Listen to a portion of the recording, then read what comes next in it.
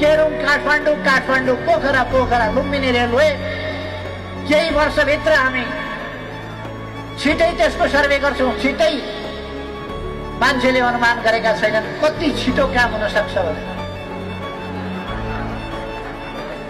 तपाईहरु हेर्दै जानुहोस् नेपालमा यत्रो बिग्न डोजर कहाँ आए, यता पनि चल्या छ उता पनि चल्या छ। तपाईहरु छक्क पर्नुहुनेछ।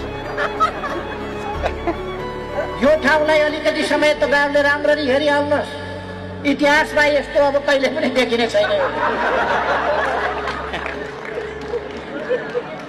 हेर्न लायकको ठाउँ हुनेछ यो, आधुनिक ठाउँ हुनेछ यो।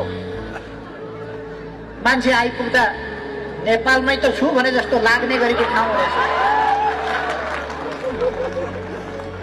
त्यो हाम्रो संकल्प हो, अहिलेको सरकारको संकल्प हो।